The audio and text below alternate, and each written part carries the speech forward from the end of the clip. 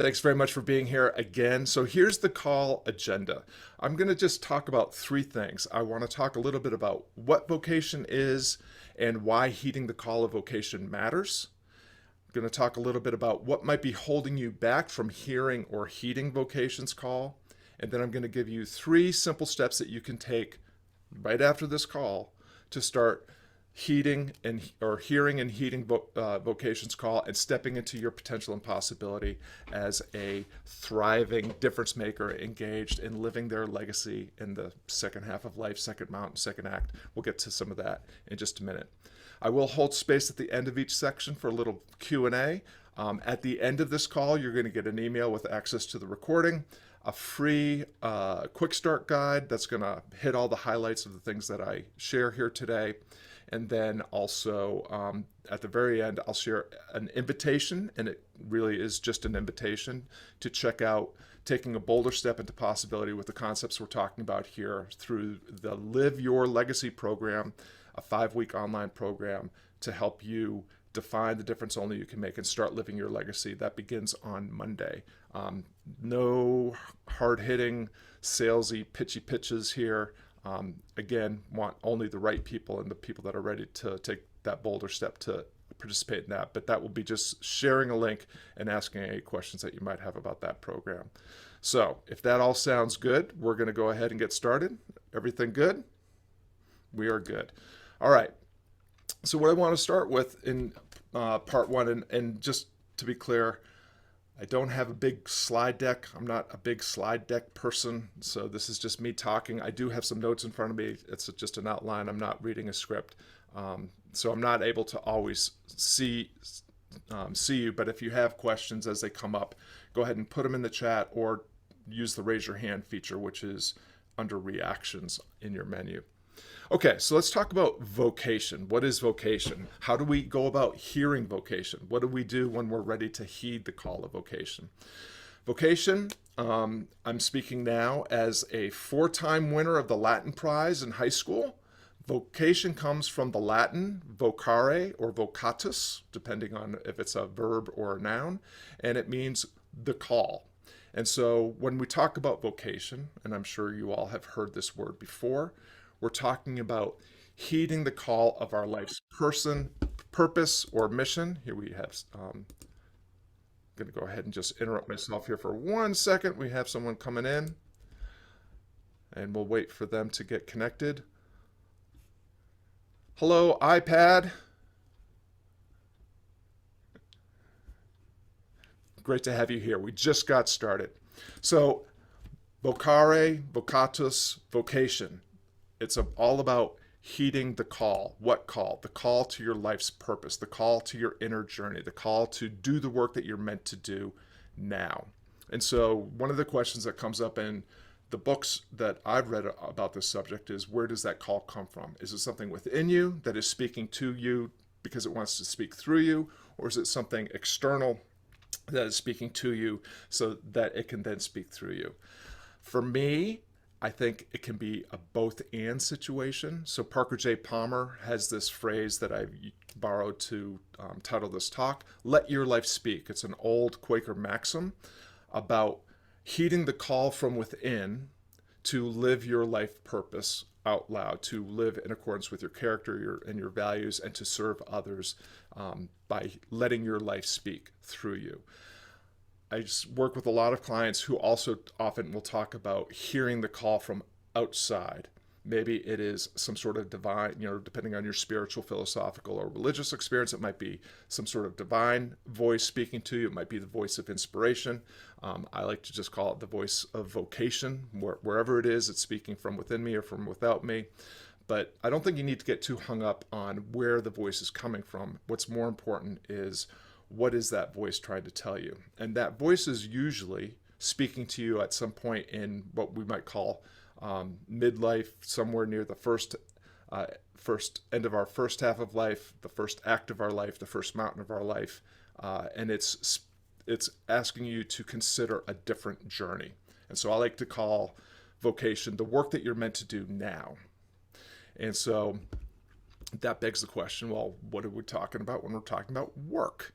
So work is one of my favorite topics because it's a word that we use all the time, and sometimes we don't even really consider what it is that we're talking about. So there's a fantastic book. I'm forgetting the author's name. I think his last name is Sachs. Called Work. It's about that thick. It's a really fascinating book. But here's the punchline: all living things work. Work is merely the transference of energy. You take energy, you absorb energy, and then you put it into something else to make some sort of change happen. So all living things work. A plant takes the sunlight and the CO2 and the nutrients and the water from the soil, and it creates branches and leaves and buds and flowers and fruit. Human beings are really unique in that we leverage the work that we do to help us build our identity and forge meaning in our lives. And so we're going to talk here next about kind of the two types of work that, well, there's two phases of our work life, but I also want to talk about the two types of work that you're probably all doing right now. Most of you are probably doing something to earn a living. You're taking care of your familial or financial responsibilities. Good for you for being a good citizen, taxpayer, and taking care of business. And then there's this work that we get to do. This is the thing that might be your hobby, or maybe it's a side hustle, a passion project, or something else that you're doing on the side. And both of those things, to me, are equally valid enterprises. You can do both at the same time, or not at the same time, but in the same phase of your life. And when we're talking about vocation, it's great if you happen to be one of those lucky people, and I count myself among them, who gets to kind of marry the work you have to do and the work you get to do. I do this all day long, and I make a reasonable living doing this, and I am very, very grateful for living and making a living through my vocation right now. But I spent a lot of time doing the work I had to do to make a living and take care of my family, and then doing the work that I wanted to do, get to do on the side. And so I don't make any value judgments about which work you're doing or which work you should be paying more attention to. It really depends on your unique situation. And then, the next question is, well, why is this talk about vocation then so fraught? And so here's what I think is the situation. In my first book, Endeavor, I talked a lot about what does it mean to be human? What does it mean to be happy? How do I be more of both? And the vocation and work piece really speaks into this. I would encourage you all to contemplate the same question as you're thinking about what am I going to do with the rest of my life, with the next phase of my life. But what I came up with was three things. We are inherently social creatures, we're inherently conscious creatures, and we're inherently creative creatures. We are social by nature. This is why we survived and thrive as a species, because we got together to solve the interesting problem of survival when we first appeared on the planet. And so we have this inherent instinctual need and want to do our work and to live in community. We rely on each other.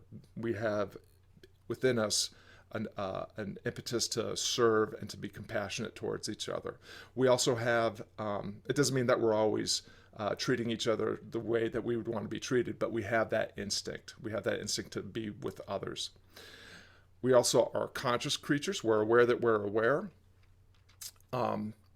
That gives us the capacity for reason and rationality. Now, yes, we live most of our lives subconsciously or unconsciously. Most of what our day-to-day is all about is just responding to things that we just do without thinking about them. We also sometimes use our capacity to reason to justify our unreasonable behavior, and we use our capacity for rationality to rationalize our faulty thinking. Yet, we have all these things at our disposal. And then we're creative creatures. We love to solve interesting problems. We love to make things. This is something that we've been practicing since we exited the womb. We created a talking, walking, reading, writing, bike riding, car driving human being. That's an act of creation. We've made something out of something else, or we built upon what was already there. The other part about being human, I think, is the paradox of we love the status quo and we love to explore. We love the status quo because we love to know what's expected and where we belong. And we love to explore the edges of our understanding and ability and step into our potential and develop our promise. These things, again, simultaneously true at the same time. So here's just setting the table there to get to the interesting part. So when I'm talking about first mountain, first act, first half of life, second mountain, second act, second half of life, what am I talking about? The first mountain, first act, first half of life, we are being formed through what I call the educational and occupational industrial complex. This is our schooling and our job, and this is founded on leaning into the status quo and of what it means to be human. They are systems that are built on rewarding what I would call false certainty and confidence.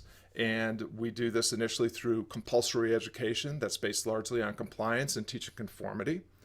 And then we move into our jobs that do very much the same thing. And during this first half of our lives, while we're climbing this first mountain, we are living a journey where we are defining ourselves and forging meaning in our life through external validation. At first, it's our parents, and then it's our friends and society at large, then it's our teachers, and then it's our peers and our bosses and fellow employees in our roles and jobs.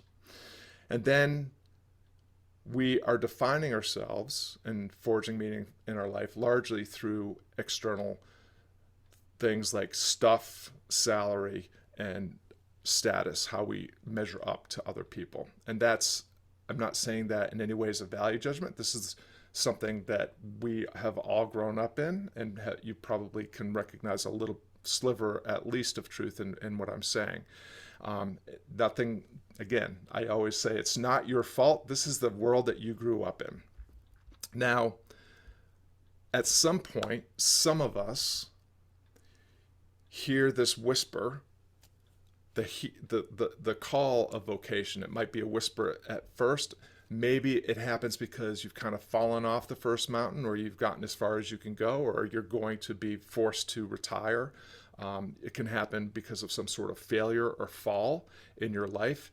And we wake up to the fact that there might be actually more to our lives than what we're receiving through our pursuit of defining ourselves based on all these external factors. And so when we consider that there is this second mountain and we can see it and are considering scaling it, we're looking at a very, very different journey. This is the journey that is much more internal, much more based on defining and refining and reconnecting and embracing our values, the causes that we believe in, the legacy that we want to leave behind, the connections that really matter to us. And we define ourselves not through the things that we were talking about earlier, status, salary, and stuff, but instead we start to define ourselves through things like soul, sacrifice, and service. So that's just setting the table for the two journeys and to what I mean by vocation. I'm going to hit the pause button there and ask if there's any questions about that part before we get into what might be holding you back from heeding the call of vocation. I'll go to gallery view for a second here, just to see if there's any. Everybody still with me? Everybody's still with me. Okay, and nobody's sworn at me in the chat, and no arguments have ensued, so this is great. Let's continue on then. I'm going to go back to speaker view. So let's talk a little bit about what might be holding you back. When we talk about, and I see several friends here already from the Akimbo world. For those of you that aren't aware of Akimbo, akimbo.com, fabulous workshops, Alt MBA program, etc., created by Seth Godin and now run as an independent B Corp. In that world and in your world, regardless, you may talk about things like imposter syndrome, resistance, overwhelm, and burnout. These are real psychological experiences, and I don't want to in any way diminish the fraughtness and the challenge of these experiences. They are real, they are true, they happen. These are the things that hold us back, not just from heeding the call or hearing the call of vocation, but from really ever stepping more boldly into our potential and developing and delivering on our promise. And so, what I do is I kind of just bundle all of these forces that conspire against us stepping into possibility and our potential as it's fear. And by fear, I mean the thing that triggers your amygdala, the thing that triggers your fight, flight, or freeze response. These are threats, threats to our well-being, and they are threats that are sometimes real, and they are threats that are sometimes imagined. And so each, we can look at all these things, imposter syndrome, resistance, overwhelm, and burnout, as fear-based things, but they have different applications. When I think of imposter syndrome, that's the voice that says, Scott, what do you think you're doing? Who are you to speak to a room full of people about climbing the second mountain, about heeding the call of a vocation? Why don't you just shut up and get yourself a real job? I name my voice. I call him Oscar, and that's because of my childhood fascination with Oscar the Grouch and Sesame Street.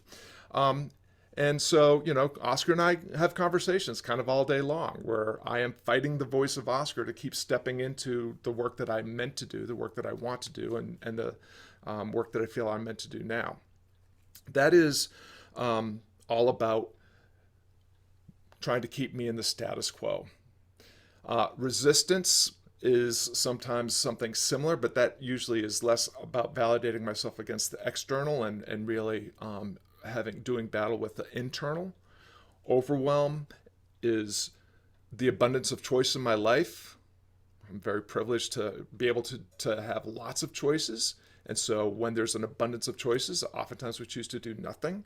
This is overwhelm. And then burnout is when you are trying to give from an empty tank. I'm looking at the room and I'm seeing people that I know to be generous, empathetic, compassionate, eager to serve, eager to help. And people like us tend to give and give and give and give, and then suddenly you give out because you haven't continued to replenish the tank. And so these are all kind of can be attached to fear somehow. So there's manifestations of fear that are, these things can be related to angst, our existential fear around the overwhelm and the uncertainty and fragility of our lives every moment of the day. It could be tied to anxiety, our fear of unanticipated and uncertainty about things that are going to happen in the future. It can be tied to guilt, which is fear that is tied to stories we tell ourselves that are tied to experiences that we had in the past.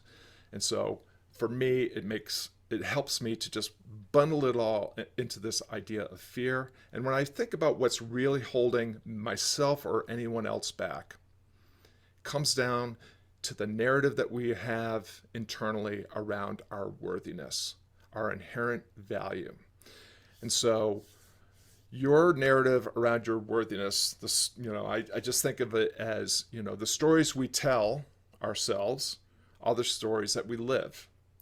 And when we are embracing the story of worthiness that we have with ourselves, that may not be as healthy as it needs to be for us to stand up and be seen, speak up and be heard, do the work that needs to be done to step into our potential and possibility, doing work that matters and being of service to other people. We have to have ways of reframing all those things that we just talked about. So for me, when Oscar shows up, I say, Oscar, my buddy, thank you so much for showing up, because you only show up when I'm actually heading in a direction worth exploring. Thank you for validating that I am pointed in a direction that maybe I can lean into or take a small step into possibility today, and and continue to develop myself and continue to try to help other people. What happens is these voices, overwhelm, burnout, resistance, Oscar the imposter, when you acknowledge them and when you thank them for helping you see the way, and you actually continue to step and continue to step and continue to step, a daily discipline of taking a small step into your potential every day, they get really frustrated and they get really quiet really quickly, because they are programmed to keep you humble, humiliated, and hiding. They're there to protect you from the danger of standing up to be seen, speaking up to be heard, and being potentially, cast out of the tribe or the group that you're in. And they served us very well, especially when we were surrounded by creatures that wanted to eat us for dinner. But they don't serve us as well now. So how can you reframe your relationship with these things that are holding you back? How can you make them actually compasses, signposts, help befriend them and dance with them so that you can continue to step into your potential? So that's a little riff, maybe a little rant on what's holding you back and how you can navigate it. Gonna pause again real quick before we get to the last section, which is very quick, and then we'll get to any last questions. But any questions on navigating fear, addressing your internal narratives around worthiness? Go ahead, Jackie. So it's sort of it's close to that. But I was just thinking about the first part when you talked about the two parts of your life, and the first is, really you talked about salary stuff and status, and then moving to soul sacrifice and service. Do you find that there are people who don't move from one to the other because they don't feel like they've finished the first half, and so they're sort of stuck in the first half, and that may be the obstacle to them moving? And I don't know if that's because they really haven't finished or because it's fear that they haven't finished. So I just wanted you to comment on that. Well, as you know, Jackie, I'm always happy to share my opinion on things. I think this is the thing that saddens me, is that there are people that go through their whole life, people I love, people that I'm related to, that never even become aware that there is this other option, that there is another way that they can live their lives, that there is a second mountain that they can decide to scale. And that's because our systems conspire against us. We are fed this idea that if you do what you're told, do it the way we tell you, if you do it right, the way that we say is right, we'll give you rewards. We'll give you money and houses and status and shopping. And you can distract yourself. We'll give you social media. That's my favorite. And you can remain distracted and quote unquote happy, just continuing to feed into the system. The problem really, for many people, Jackie, in my experience, and this was my experience, because I feel I spent a lot more time on the first mountain than I care to really own up to, is, sometimes it takes a tragedy, sometimes it takes a trauma, sometimes it takes a break in a relationship, in your occupational situation, for you to wake up and say, holy crap, I've been buying a false promise all this time. And so for me, it's important to, it's not a shaming, blaming situation, because the system is kind of rigged against us. But there is, I think it's heroic to even consider that there might be another way of doing things, because everything is leveraged into doing it this way. Serve the status quo. The status quo wins because it's really good at winning. Mm. Go ahead, Kristen. I want you to just clarify for me. There's a feeling that I'm getting in my head that somehow the vocation shouldn't be financially aspirational. Mm. And I'll bet that's not correct. So I thought maybe I would just ask you to clarify that, because I had a good corporate career and now I'm doing something that's more meaningful to me, but I still want to make money. Mm-hmm. So speak to that being okay, even though it's this second mountain with lots of other ideal things around it? Absolutely. I love that question. It's a fantastic question. And the answer is yes. It can be voluntary. I work with a woman who did really, really, really well in the financial world. She has no desire to make any more money. She does have a desire to just help young people get a grip on their finances, get their financial world in order. And so for her, that's the vocation. I want to help serve others in this way. Here's the interesting thing about doing it the other way, the way that you're considering, and the way that I do it, which is to charge money, is again, we're talking about worthiness. We're talking about trusting yourself. One of my favorites, some people get tired of me saying this quote, but I'll say it anyways. My favorite Goethe quote: as soon as you trust yourself, you will know how to live. Trust yourself. If you trust yourself enough to invest in yourself, how many people here would not hesitate a moment to pay for a loved one's meal, education, whatever?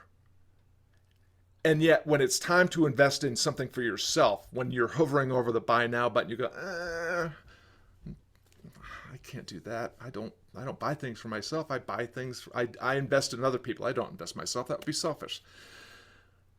Balderdash. At some point, you have to trust yourself enough to say, I am investing in myself, and the difference only I can make, because what happens when you invest is you seek a return on investment. When you invest and ask, so in your case, Kristen, when you ask others to invest in themselves, you are inviting them to trust themselves enough to invest in themselves and to therefore leverage the moment to step into the change that they want to make within themselves. And so I would say both and. But Still a value exchange, right? it is a value exchange, and money is just one of the way. It's a story. It's all made up, right? But it's how we transact. It's how we express value. I have a client that some of the members of this community know, who said it better than I ever will. She says, I've never regretted an investment I've made in myself. And I love that, because I've made some pretty crappy investments. I invested in a really high-powered, high-profile coach that I thought was going to really, take me to the next level. And it turned out to be a con. It turned out to be a complete waste of time. And I invested a fair amount of money. But you know what? There's other people in that program, and I leveraged that community, and I made connections within that community, and I have friends and confidants and collaborators that have come out of that have more than paid for the money that I thought I wasted on that program. Investment is up to the person investing, and you get to decide what your story is around the investment that you made. And so I think it's a very powerful lever for helping people make the transformation that they want to make.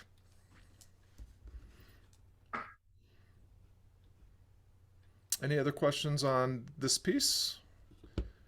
We're nearing the home stretch. I'm going to go back into, speaker mode. And this is the one and only slide that I have for you today. And so if you're like one of those people that loves to say at the end of a presentation, can I have the slide deck, please? I'm really sorry to disappoint you today. It's just not my jam. Not the way that I find that I'm able to make real change happen. But this is a slide that I am proud to share. I began creating this Venn diagram when I wrote my first book 6+ years ago. The name of the book is The Stoic Creative, and I recommend highly that you don't buy it. I've written much better books. It still sells and people still like it, and it was the beginning of my career as a published author. But this Venn diagram has come a long way since then. This is the beginning of the process that we're going to explore in the Live Your Legacy program that I'm going to share a link to at the end of the program. when you are beginning this journey in the second half of life, when you are ready to start your second act, when you're ready to climb the second mountain, you're going to have this courageous conversation with yourself about, okay, I've been a parent, I've been an employee, I've been an employer, I've been an entrepreneur, a freelancer, I've been a this, a that. And you're going to start to say, and what else? Is this all there is? And you're going to have a courageous conversation about who you really are and what do you really do? What are you really good at? And where do you really belong? And so, just to give you, and again, this will be in this then will be in the guidebook along with some other information. But when I think of who I am, I think about the things like, what are my core values? What are my beliefs, my core beliefs, the things upon which I have a very hard time equivocating? What are the virtues? What are the values that I actually live through my engagement with other people, through the work that I do? What are the guiding principles? What are the boundaries and guardrails around my attitudes and behaviors and the words that I speak that help me define what I do say and what I don't say, what I do and what I don't do, who I do work with and who I don't work with? This is a conversation that you need to have to really start to dial in and start to not just trust but love the person that you are. And so some of you that have read some of my other handbooks know that there's some tools available out there that you can start to dial that in on your own if you like. But in the workshop, we're going to dive into this in a little bit more detail and depth. Then we're going to look at what you do. And what you do, or what you're good at, is a combination of, I call it talents and skills. So talents are the things that you were born with a proclivity for. Like, I go for a run every day, but I'm not really a runner. I mean, I was never going to be a world-class sprinter. I'm not built that way. And some people are. And some people are born with a greater confidence in carrying themselves and communicating in public, and some people are not. We have these kind of inborn, instinctual things, that are just determined by biology and by our early experiences. But we also have skills, the hard skills that we learned in school and on the job. And I think that it's great to take an inventory of those. I think it's even more important to take an inventory of the soft skills, the human skills, the real skills around communication, connection, collaboration, creativity, the human skills that AI will never be able, or never in our lifetime be able to take. They'll never do our job for us around these things. They may take over some of the hard skills. They'll probably never, or at least not in a very long time, ever take the work that employs the soft skills away from us. And then finally, where do you belong? And my assertion is that you belong with people who share your values and need your skills and talents to enhance their lives. And those are people that are already in your sphere of influence, circle of connections.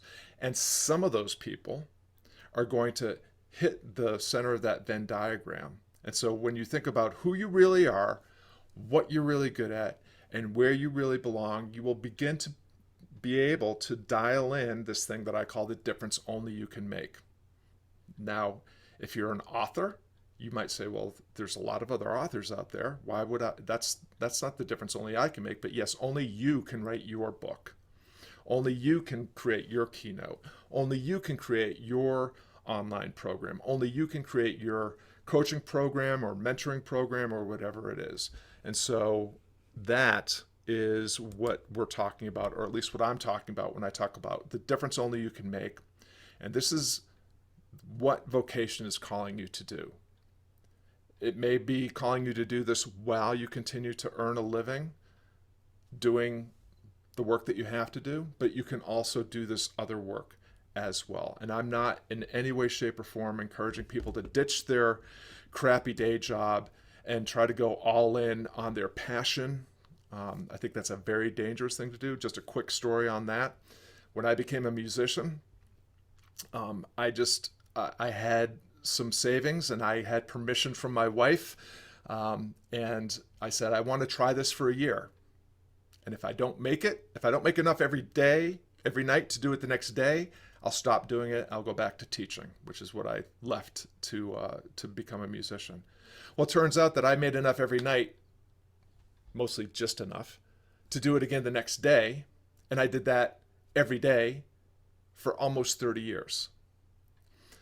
And I get a lot of people asking me, "Hey, I want to do just what you did." And I always think, "You do?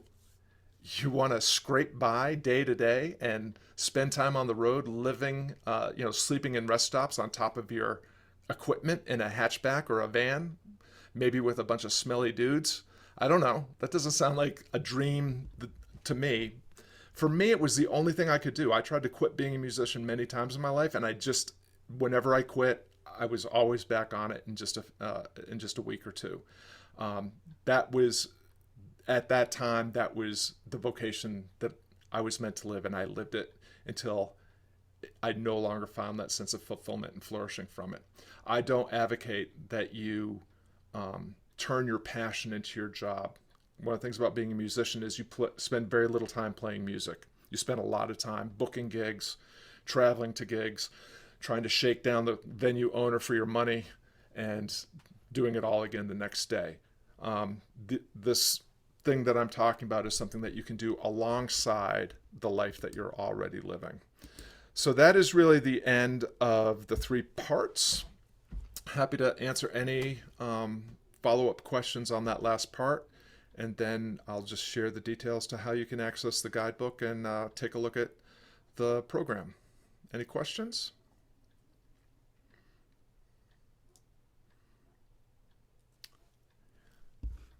Okay, I have another question. Jackie, I told you, only one question. No, go ahead. You said only one question per section. Let's see. Let's see. How can I phrase this? So you had me until you got to the point where you said that I think you said not that you don't recommend turning your passion into a job. Did you say that? I think if you love your hobby, if you love this thing, that's what an amateur is. An amateur is someone who loves something. I think there's a lot of value into doing something just because you love it. What I'm not saying don't do it, because I did it. And I think some people should do it if it's the thing that they should do. What I'm saying is, if you try to what I have experienced is people turning their passion into their job only to discover that, number one, they spend very little time doing the thing that they were initially passionate about, because there's all these other things you have to do to make a living, to get the gigs, to get the whatever, and that if and that it's winning the lottery. If the thing that you love turns into the thing you do for a living, that is so rare. There's a great video by Elizabeth Gilbert that talks about this, and I recognize what a blessing and privilege, and because I am privileged, I have had this opportunity to turn my passion into my job. And if I'm honest, Jackie, I would say sometimes when I look back, I might have been better off just keeping it a hobby and loving playing music. I think I might have actually made more progress as a musician if I hadn't turned it into my business. I just couldn't help myself. I couldn't do anything else in the moment. So it's a both and. Your passion can be your job, and your passion can be your passion, and your job can be your job, and you can actually have a very good life, very fulfilling life, doing both at the same time. Does that make sense? Well, yeah. It seems to me that if you're in the second mountain and you still want to make money, that you should be following your passion. Um, Yeah, so to me, it seems like you get to that second point and you should be able to marry the passion with the money if you still want to make money as opposed to just doing it as a hobby. Yes, and it's still hard. Which is why we have this program that's coming up, and where I, as someone that's experienced turning my passion into my vocation, and doing it in a community of people that understand the journey, that understand the hardship and the challenge involved, and are there to support and encourage each other, are really important. One of the things that I've said in one of the videos promoting the program is, the second mountaineering is really hard to do as a DIY, do-it-yourself project. And whether it's through my program or someone else's, I think the first mountain is about roadmaps. Here's the way, follow the route, follow the signposts. Again, do what you're told, do it the way we told you, check all the boxes, take all the steps, and you'll get to the destination that we promised you. The second mountain journey, there is no ultimate destination. It's something that requires a compass, and a roadmap shows you where everyone else has gone. A compass is how you navigate to where you want to go, a way that you can navigate your journey. And I would assert that one of the things that we learn on the second mountain is that ultimately it's not about whether or not we make money from our second mountain vocation, or it's about putting forth our best effort and enjoying the journey, because the journey is the only thing that we're actually entitled to. We're not entitled to the rewards that we might be seeking, financial or otherwise, even the results that we seek, which is why the inner work is so important, and the integrity and intention with which we pursue the vocation is so important. Does that make sense?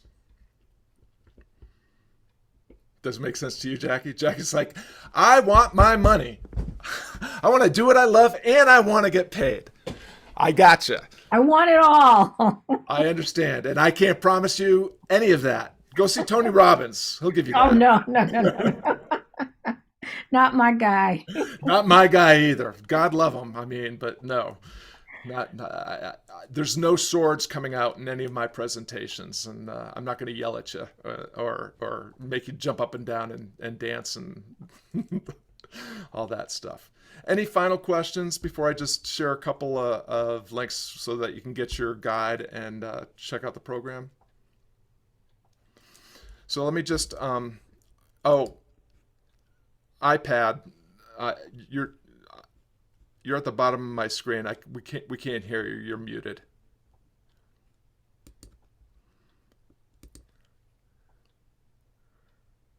There you go.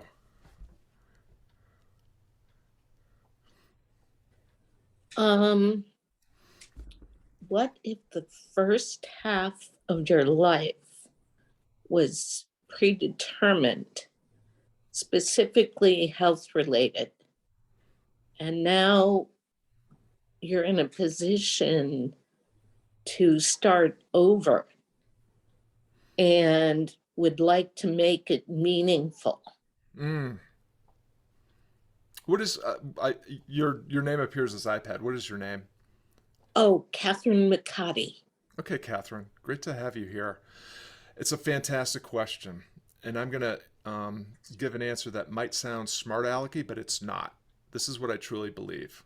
I believe the entirety of our journey is predetermined. I believe in destiny. I believe that our lives, that everything is unfolding the way that destiny, the logos, God, I don't care what you call it. It is unfolding the way it is going to unfold. Here's the good news. Fate delivers us whatever it's delivering us in the moment. That's our situation and circumstances right now. And there's a fated moment coming up and another fated moment coming up after that. And this is all the unfolding of destiny. Right now, and it sounds like this is you have you don't know what destiny has in store. You don't know what the next fated moment is, but what you have is this moment. And you can choose how to leverage your knowledge, your experiences, your connections, and the moment that you're in, and put forth your best effort to step into the possibility that you imagine and set for yourself. And it has been my experience that when you let go of any attachment to the results, the outcomes that are beyond your control, and just simply pay attention and do the best work you can with and for the people that you find yourselves with, you will have a very rich, I would argue, even joyful, rewarding journey that will mean something, because that's what I mean by live your legacy. It's not the money and monuments you leave behind. It's the difference you're making right now. Right now. Okay. I thank you for that question. And it's great to finally meet you this way, because I know we've been colliding on LinkedIn. So great to meet you. All right, Great we to are meet coming you. to the end of our time together. I'm going to drop well, I'll share screen and then drop the link in. What I'm going to be sharing with you, let's share screen. Let's try that again.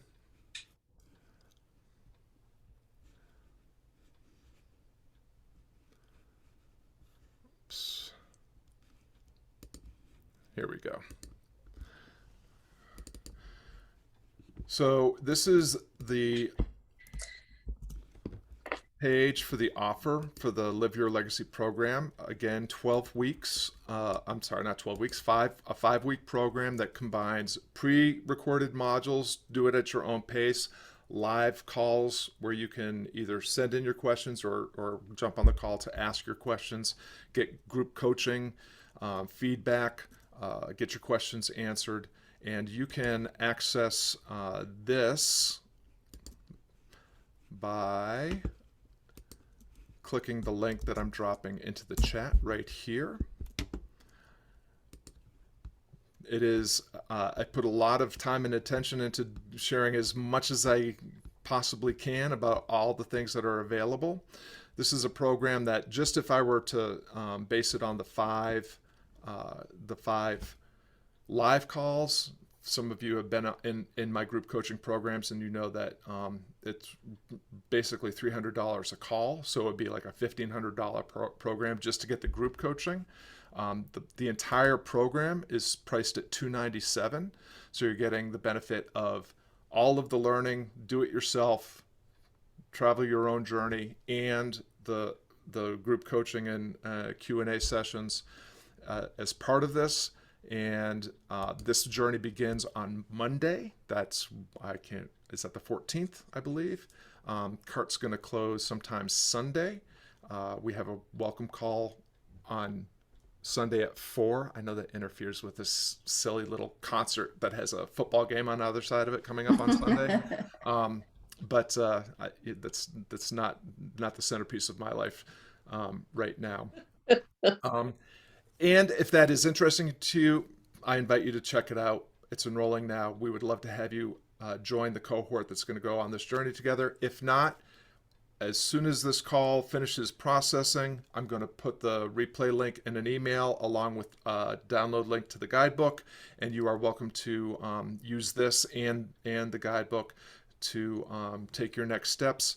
If you know anyone that would be a great addition to the email list or to this cohort, would love to have you share the link that I just dropped in. And I think that's it, unless there's any final questions. It looks like Carolyn, your cat, wanted to weigh in.